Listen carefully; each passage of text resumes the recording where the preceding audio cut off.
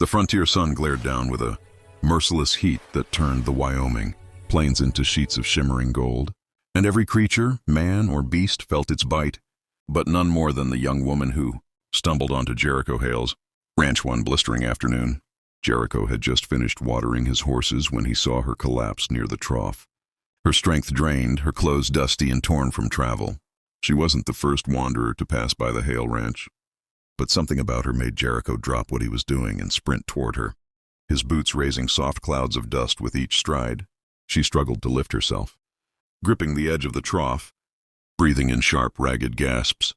Jericho placed a steadying hand on her back and felt how frail and overheated she was. She whispered her name, Elara Finch, a name he had never heard in these parts. And when he asked where she'd come from, her eyes flickered with the kind of pain that carried stories too dark for daylight.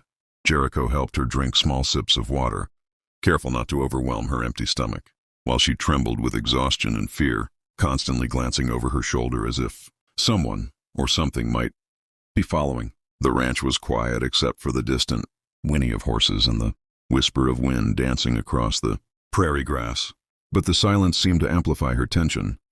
Jericho sensed the danger she carried, not in the form of weapons or visible enemies, but in the weight of secrets, pressing down on her like a saddle, loaded with stones.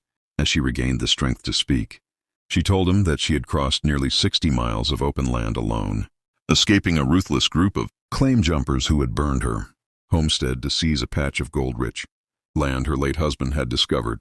She was the sole survivor. Jericho clenched his jaw.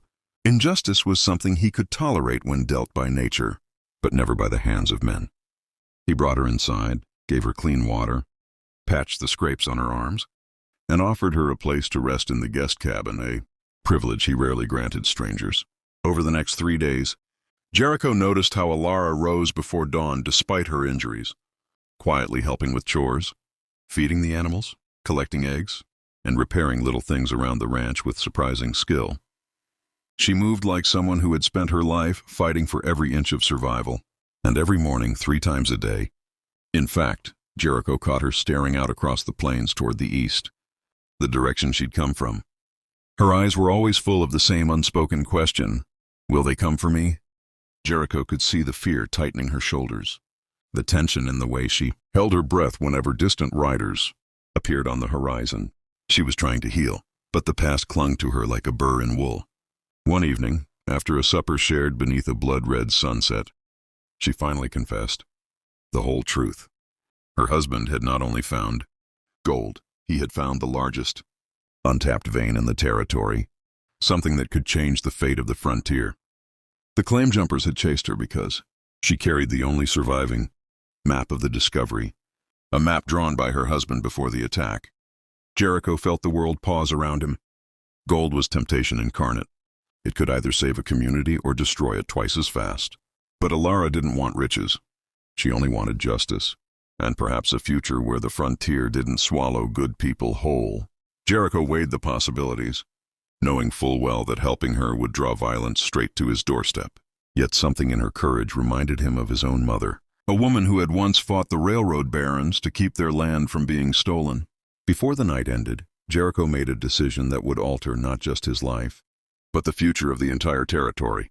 He took the map, studied it by lantern light, and told Elara that at sunrise they would ride together, not to run, but to confront the men who had tried to destroy her life.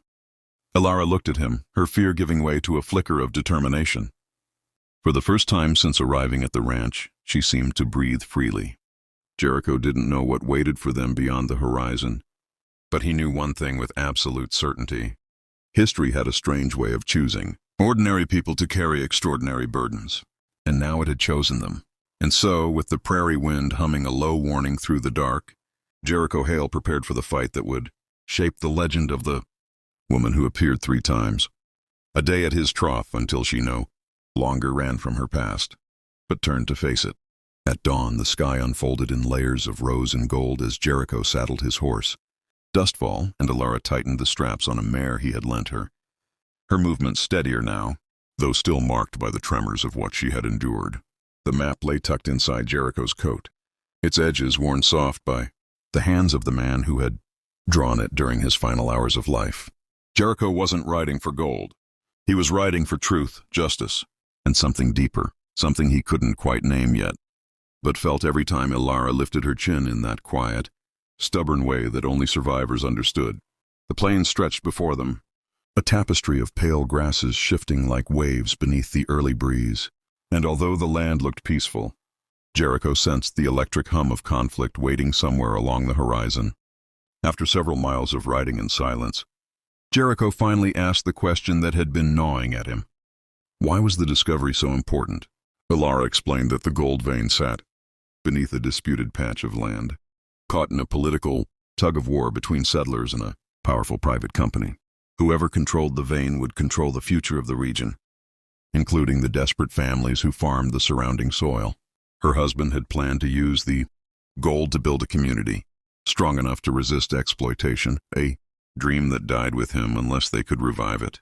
Jericho's mind churned with the possibilities. He had never considered himself a leader, only a rancher with a stubborn moral compass. But he felt the weight of history beginning to settle on his shoulders like a heavy saddle. Around midday, they reached the charred remains of Ilara's homestead. Smoke no longer lingered, but the aura of violence clung thick in the air. Ilara dismounted slowly, walking through the ashes of what once had been her life. A porch collapsed into embers, the outline of a barn where she and her husband had stored tools, a shattered lantern glinting faintly in the sunlight. Jericho stayed close, scanning every hilltop for danger, but he allowed her the silence she needed to say goodbye. As they moved on, they encountered a group of settlers who recognized Ilara and nearly gasped at the sight of her alive. When they learned of the map and the attack, the settlers rallied behind Jericho and Ilara, offering supplies, horses, and a small group of riders willing to stand with them. Word spread through the plains like wildfire. The claim jumpers were not just bandits.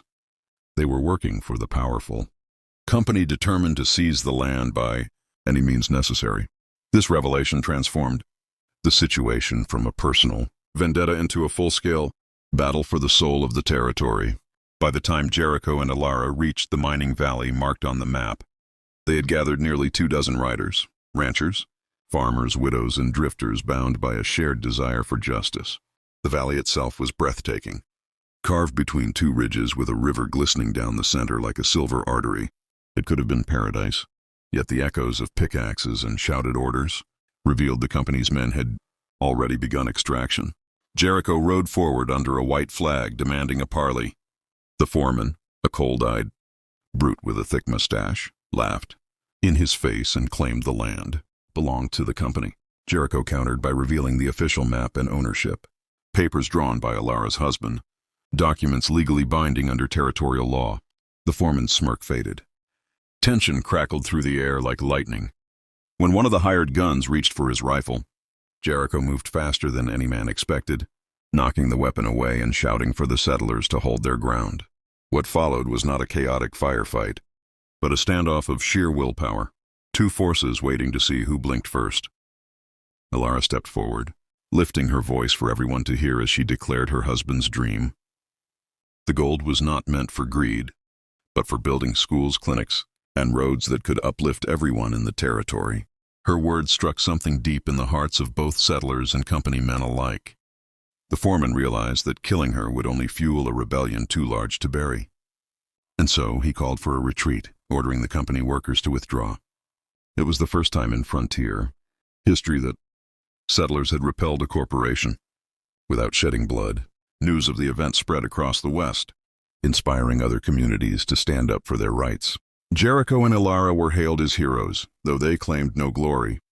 Instead, they stayed to help build the community her husband had dreamed of, using the resources of the mine to create a new town, one that would become known as Finch's Hope. And as for Jericho Hale, history would remember him as the rancher who changed everything, simply because he chose to help a stranger who appeared at his trough 3 times, a day until courage replaced fear and justice replaced fire.